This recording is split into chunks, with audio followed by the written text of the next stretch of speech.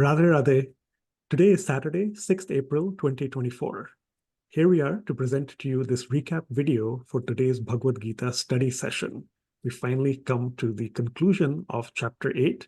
So we covered 2 verses after the usual recap quiz that momentarily we shall give you a quick summary of. Here along with me is Mummy. Radhe Radhe.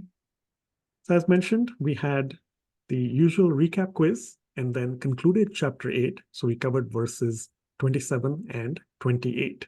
As always, you can look at the description for this video where you get the usual slides and other reference material, all available for free on the community portal page. Go through the quiz questions when you can, and then let us now listen to chapter 8, verse 27. Naite sriti parth janan yogi muhyati kaschana tasmat sarveshu kaleshu yoga yukto bhavarjuna. So chapter 8, verse 27. The catchphrase here is unceasing union. So the alliteration there to help you remember that. Union, of course, the union with God that we all are seeking. Yog, in fact, and unceasing because we want it to be nonstop. And because we saw in one of the quiz questions that you can revisit some content around it. Plus, here in this chapter 8, verse 27 itself, Sri Krishna tells us that yogis know the secret between the 2 paths we covered last time in the block of 4 verses. But more importantly, then, at all times, be situated in yoga, in that union with God. In terms of the explanation, it's fairly clear and straightforward that those who are understanding that they are, tiny fragments of God, and they are following the path of light, the path of knowledge, they are going to get away from this misery of the world. And one has to discriminate between those 2 paths. So Sri Krishna tells us, and Swamiji tells us in the commentary, that yogis understand that secret, and they can discriminate between those 2 paths. And in fact, even on that path of light and knowledge, they know how to discriminate so that they're always pursuing light and knowledge itself. Additionally, what is very essential, we see in the second paragraph, Swamiji mentions that at all times, sarveshu kaleshu, that is essential. The example given is of taking progress, let's say a step that's 1 mile north, but then regressing backward, which is 4 miles south. Then, of course, one deviates from the direction which is north in this case. However, if you're taking those steps in that correct direction and only regressing less than how much you stepped forward, of course, your net progress will certainly be in that correct intended direction. So, as Sri Krishna says, and as Swamiji summarizes, the goal, the guidance and advice is to be a yogi at all times. Couple of things we mentioned in class, English words to add to your dictionaries or to remind yourselves about their meanings. Lascivious, right here, lascivious life. Futility, we had seen it before, the example of washing a cloth with soap, but then you constantly dirty it, then that is an exercise in futility. It's useless, it's not worthwhile. So we have that. Lascivious, add it to your dictionaries, please. That is for those who are prone to seeking lust and other similar vices. And then beatitude, we've seen that before in chapter 4 or 5. It is supreme blessedness, but certainly 2 words that you can remind yourselves about as you add to your English content. Next up, we have chapter 8, verse 28. So the last verse of chapter 8, and here you see the syllables are more. So the singing meter is different. Vedeshu yagneshu tapa suchaiva daneshu yat punya phalam pradishtam atyeti tat sarvamidam viditva yogi param sthanam upaiti chadyam. So chapter 8, verse 28, as Mummy said, the final one of this chapter. The catchphrase here is a question to ponder, as we discussed in class. Farthest fruit? Well, something to think about. Is it truly the farthest fruit, or is it something closer to us, perhaps? Chapter 8, verse 28, Sri Krishna concludes by saying that the yogis who know this secret between those 2 paths, they gain merit, and that merit is far beyond the merit from some other approaches. The other approaches being Vedic rituals that we perform, like Karmkand, the study of the Vedas purely from a knowledge theoretical perspective, the Gyan element, performance of sacrifices, yagnas, tapa, austerities, and dhan, which is charity. All those give you material fruits, but far beyond that, the merit that is gained, that grace, that bliss, that is much, much further. Yet, of course, as we mentioned in class, the grace, that fruit that we are seeking is God, union with God. God is all pervading all around us and here in our hearts as well. So truly, is it the farthest fruit? Something again for you to think about and contemplate on. Again, as mentioned in the commentary by Swamiji, all these different aspects, study of the Vedic rituals, etc., all that are good duties, good acts, but they only result in material rewards. What is missing is devotion, and it is only through devotion that we will get God realization through the grace of God. So Mummy had explained this doha from the Ramayana, which mentions you can perform all of those, but without bhakti, without devotion, strong word, rogue, the mind's disease.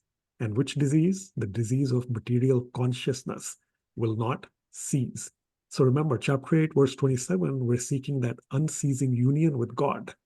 For that to happen, our material consciousness and the other diseases of the mind have to, of course, cease. Finally, of course, in conclusion, Swamiji says, yogis who are following this path of light, they detach their mind from the world and attach it to God. What happens then is that they get this special fruit, which is only bestowed by Sri Krishna. We mentioned in class as well, detach, if you remember from earlier chapters and lectures and discussions by Swamiji and Maharajji, Vairagya Abhyas, Hatao, Lagao. Take it away, take the mind away from the world, Lagao, attach it, fixate, place it in the direction of God. So something there to keep in mind.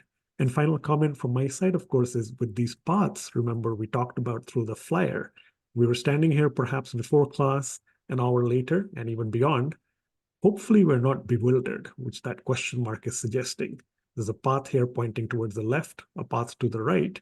Well, it does happen. The path to the left is pointing towards Bhagavad Gita study. But beyond that, it's really talking about yogis who know the secret, that this is the path towards light and knowledge. They discriminate between the two paths, and therefore they know that dual path secret and will never be bewildered. Muhyati. Mummy, I'll pass it over to you for other elements. Thank you, Gagan. We will first look at two important words in these verses. In the verse number 27, let's look at the word Sriti. Sriti means path. Okay, so Krishna is talking about the two paths. Okay, and in verse number 28, we will learn the word Pradishtam. Pradishtam, that means is gained. That is what you gain. And so these are the two conclusive verses, 27 especially, where Krishna is clearly telling us both the paths are good. Remember, Krishna is not talking about anything negative. Both the people, both the categories of people who follow these paths, they are doing good things. The only thing Krishna is trying to tell us that the ones who follow Vedic rituals, austerities, Ashtanga Yoga, charity, they are also doing good, but they are getting more material rewards. And they reach up to celestial abode. And then they have to come back for rebirth. The difference in the other path, the path of light, the path of knowledge, that is that we have to give up our material consciousness. We have to make our consciousness as God consciousness. We have to continuously, at all times, sarveshu kaleshu, at all times, yoga yukta, be in connection, be united with God. Always be yoga yukta, sarveshu kaleshu. So we have to try and make a package for ourselves whereby all the time our mind is attached to God, in God's exclusive devotion. So Krishna is trying to take us towards Bhakti Yoga, basically. These other paths are also towards God, Ashtang Yoga, Gyan Yoga, or through austerities, through charity. You are good people, you have good fundamentals, you are trying to reach God, but you reach only up to the celestial abode, not the supreme abode.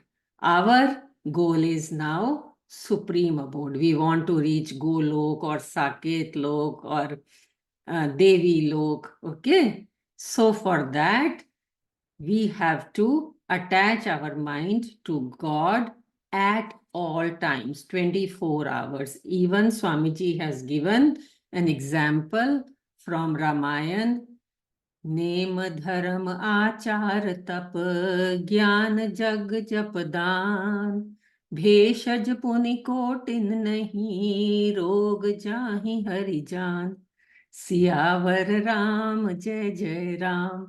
So we can do all these things: jap, dan, yajna, gyan, tap, good behavior, dharma, righteousness, but still the disease of our mind, the rogue, will not go away unless we put our mind day in, day out, 24 hours in God. So we have to develop that God consciousness. I hope that helps to explain the real conclusion of chapter 8. Over to you, Gagan. Yes, certainly. Thank you, Mummy. And in addition, we also then, of course, took everyone to the introduction to chapter 8, which I often always still get amused. It may sound ironic to people, but it is such a wonderful summary always also of the chapter. It comes at the start, it's a preview, but it's also very essential to cover at the end. So we made sure that we've gone through the introduction as a summary for wrapping up in the entire chapter 8 itself. In fact, keeping that in mind, next week, we're now soon in a few days entering Navratri season and also getting towards Ram Navami. For next week's class, we'll still plan out the content, but do expect there's probably going to be a chapter-based quiz, so please do study that. The entire chapter 8, go through all the content we've shared, the recap videos, the presentation slides, all the existing quiz questions, and come prepared for next week's class for some of that content. The other thing, in fact, as we mentioned in class, Swamiji says in the introduction, concentration upon God by chanting his names. And Mummy, as you mentioned, right, the package that we all have to create for ourselves. Well, one of the packages there, it should certainly include this element of the Bhakti Kirtan retreat. So we've certainly made sure many of you were able to sign up, go through the link and get registered, whether online or in person. And we're looking forward to seeing that you're having your physical or online suitcase or package ready for that devotional aspect as well, because that is part of those big steps, 1 mile north and 1 mile north and so on in that direction of unceasing union. Keep studying hard and practicing everything you all do. We shall meet, of course, next week, usual time, Saturday, 13th April, 2024. Till then, thank you so much and Radhe Radhe. Radhe Radhe.